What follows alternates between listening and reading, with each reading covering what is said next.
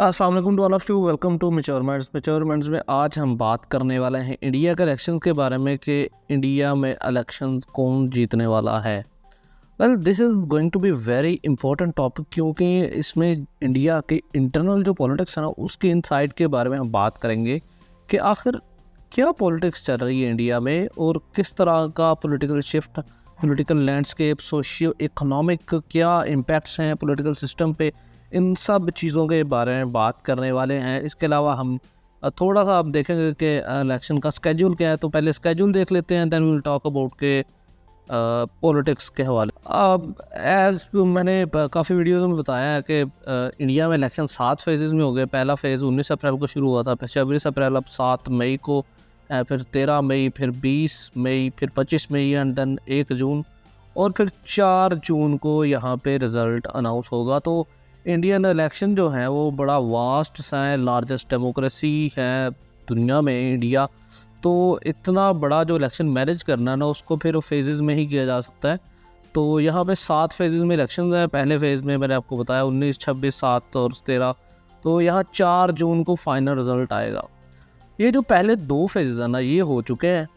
ये वाले 2 फेजेज़ जो है ना 26 अप्रैल और 19 अप्रैल वाले। अब ये जो 2 फेज़ हैं ना यहाँ से बड़े शॉकिंग रिज़ल्ट हमें मिल रहे हैं। मोदी का जो एग्जिस्टिंग पीएम है वो डाउनफॉल पे जा रहे हैं।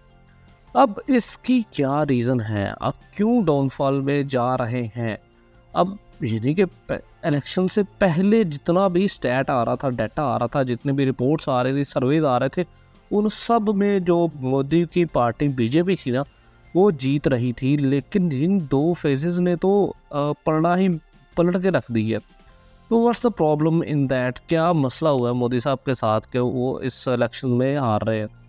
थोड़ा सा स्ट्रक्चर में आपको बता दूं, इंडिया में बेसिकली 2 किस्म के अलायंसेस हैं। एक फार लेफ्ट है, सॉरी एक लेफ्ट है, एक राइट है। जो लेफ़्ट अलायंस होता है वो अमूमन क्या होता है, वो मॉडर्निस्ट होता है, वो एनलाइटेंड होता है, वो थोड़ा-सा लिबरल होता है। जबकि जो राइट विंग होता है वो कंज़र्वेटिव होता है, वो ट्रेडिशनल अप्रोच पे चल रहा होता है। इंडिया में जो लेफ़्ट विंग है ना उसका नाम है India alliance, Indian national democratic inclusive alliance. तो ये इसमें तकरीबन 36 के करीब या पार्टीज़ हैं यहाँ पे, जिसको लीड कर रही है कांग्रेस। और इसको अभी आजकल जो हैं वो लीड कर रहे हैं कांग्रेस के ही जो हैं मेन क्या नाम उनका, राहुल गांधी। जबकि राइट की बात करें तो राइट का नाम है national democratic alliance, NDA. NDA में अब तकरीबन पार्टीज़ हैं 22 के करीब जो ऑफिशियली इस अलायंस में रिकगनाइज है। और ये अटल बिहारी वाजपेयी साहब ने 1997 में बनाया था।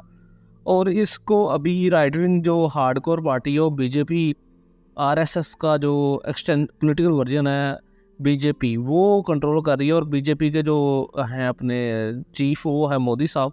तो मोदी इसको कंट्रोल कर रहे हैं एनडीए को। इन शॉर्ट आप कह सकते हैं कि 2 अगर फैक्शन किए जाए तो जो कंपटीशन है इंडिया में वो 2 धड़ों के दरमियान है। एक इंडिया अलायंस है और दूसरा एनडीए है। इंडिया अलायंस का जो लीडर है वो राहुल गांधी है और एनडीए अलायंस का लीडर है बीजेपी का मोदी। अब ये जो इंडियन इलेक्शन था ना इसमें हार और जीत का जो मामला है इसको हम 3 फैक्टर्स में डिवाइड कर सकते हैं। इन अदर वर्ड्स मोदी साहब का जो डाउनफॉल है ना उसको भी 3 फैक्टर्स में डिवाइड किया जा सकता है। पहला फैक्टर है बीजेपी की पॉलिसीज़, जो कि इस चीज़ को नीचे लेके गई हैं, जो कि इस चीज़ को ख़त्म कर रही हैं।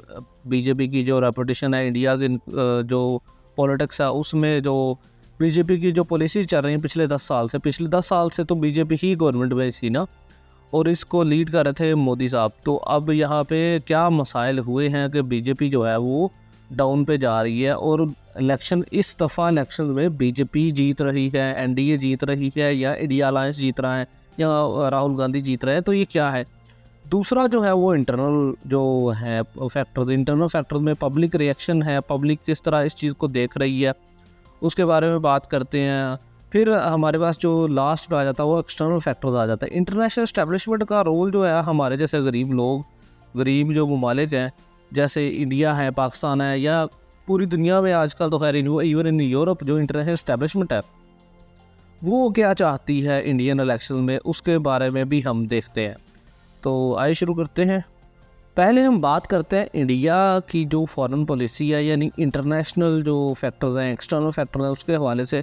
फिर हम आएंगे इंटरनल पॉलिटिक्स के हवाले से। तो इंडिया की जो फॉरेन पॉलिसी है दैट्स वेरी एम्बिगुअस। एम्बिगुअस किस वजह से है? पहले तो इंडिया ने क्या किया जी के 3 बेसिकली फैक्टर हैं यहाँ पे। इंडिया ने क्या किया है, पहले तो बड़ा अपना रिलेशन मेंटेन रखने की कोशिश की है रशिया के साथ और यूएस के साथ। अब ये जो वेस्ट के साथ कुर्बतें हैं ना इंडिया को, ये बड़ी भारी पड़ गई हैं, क्योंकि इस वजह से इनको जो अपने नेबर्स हैं वो थोड़े से परेशान रहे हैं इस सारे सिनेरियो में। अब उसके उसके क्या वजह है? पाकिस्तान के साथ इनके मसाइल पहले चल रहे थे, श्रीलंका के साथ एक जजीरे पर इनके मामलात अब वो पहले चल रहे हैं, फिर नेपाल के साथ काला पानी और नीपुले का इनके साथ मसाइल हैं, फिर मालदीव्स में अब एंटाई इंडिया गवर्नमेंट आ गई है। यानी कि उनका जो मोहम्मद मौजू था उसने तो यानी कि इंडिया की जो 80 के करीब फौजी थे उनको इंडिया को कहा जी वापस ले जाए इनको, तो अब वो वापस आ गए हैं। तो यहाँ पे एक नेवल बेस आइडिया का वो ख़त्म कर दिया है। और द प्रॉब्लम इज़ दैट कि यहाँ पे जो लोकल लोग होते हैं, लोकल बंदा होता है, वो इन चीज़ों को देख रहा होता है। इंडिया के अपने हमसायों के साथ जो तमाम के तमाम जो तल्लुकात है, इवन बांग्लादेश के साथ भी इनके आजकल जो इनकी हसीना वाजिद है उनकी तो साथ बड़ी बनती है, जबकि खालदा ज़िया जो है वो एंटाई मोदी है। अब जो पब्लिक सेंटिमेंट है ना वो एंटाई मोदी है बांग्लादेश में भी।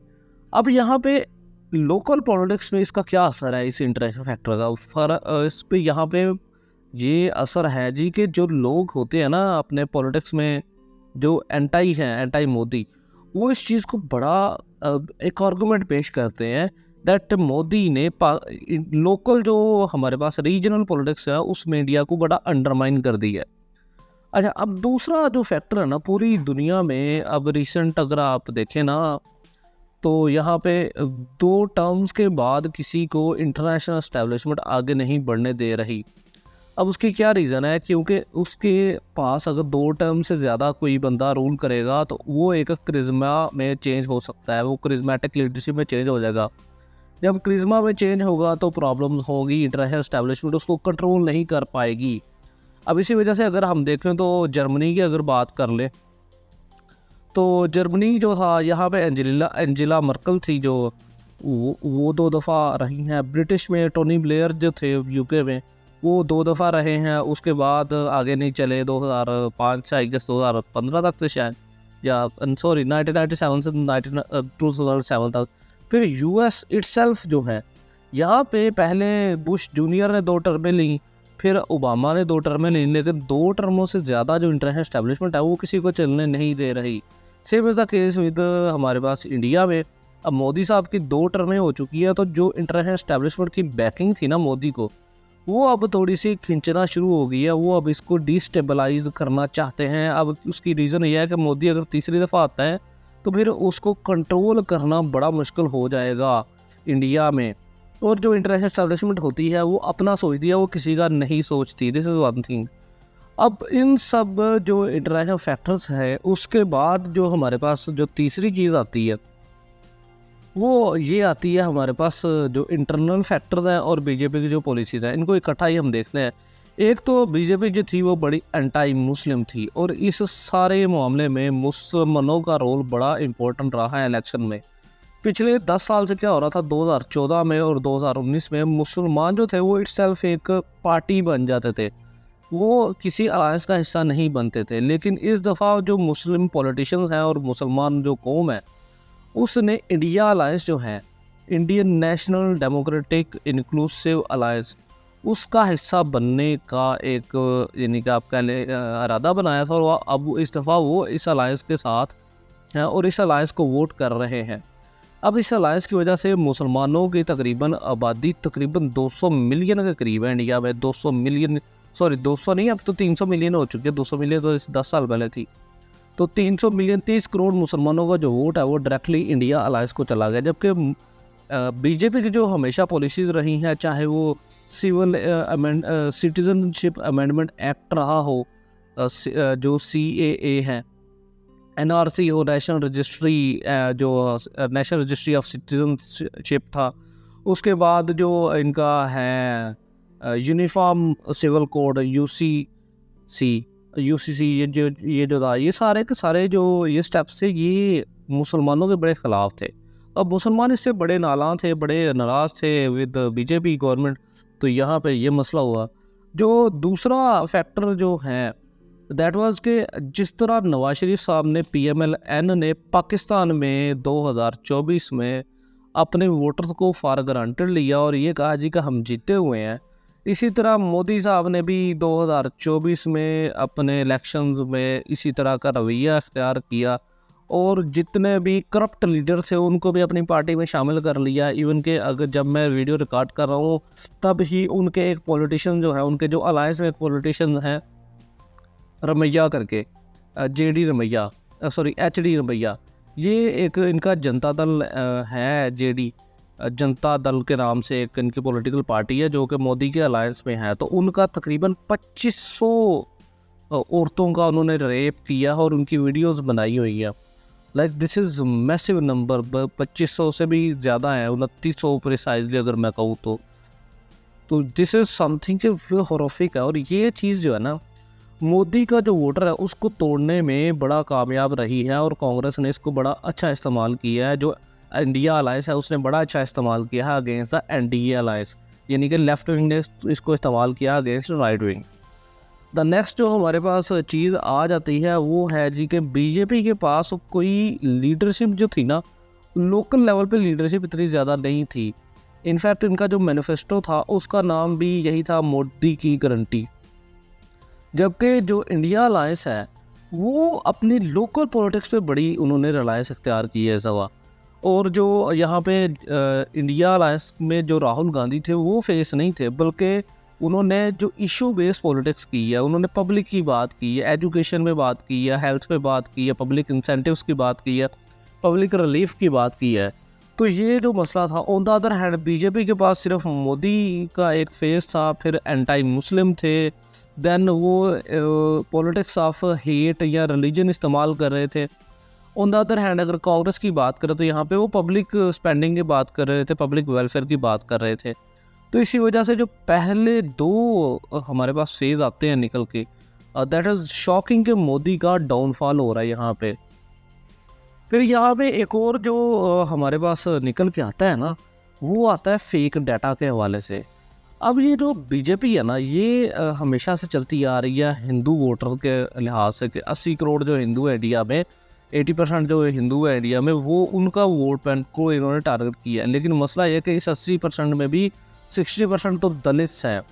अब ये जो इस दफ़ा जो दलित वोटर्स हैं ना, वो भी बड़े एंटी बीजेपी हैं। उसकी रीज़न क्या है कि even in the matters of religion जो बीजेपी है उसने जो अपर कास्ट हिंदूज़ हैं, जैसे ब्राह्मण्स हैं, क्षत्रिय हैं, इनको बड़ा उन्होंने यानी कि आप कह लें कि उन्होंने सपोर्ट किया है। जैसे अब राम मंदिर इन्होंने बनाया था एलिजिडली मुसलमानों की जो मस्जिद थी उसको गिरा के। अब इस राम मंदिर का जो पुजारी था वो कौन था? वो एक ब्राह्मण था। अब यहाँ पे दलित्स को अलाउ ही नहीं था आना। अब इसके अलावा जो दलितों के लीडर थे जैसे चंद्रशेखर आज़ाद थे, इसके अलावा कन्हैया कुमार थे, तो इन सब ने भी जो एंटी बीजेपी कैंपेन में दलित्स के वोट तोड़ने में बड़ा हिस्सा अदा किया है। तो ये वो सारी चीज़ें हैं जिस वजह से फिर बीजेपी का एक और बड़ा गंदा सा नैरेटिव था कि वो कॉन्स्टिट्यूशन को इस दफ़ा चेंज करना चाहते हैं।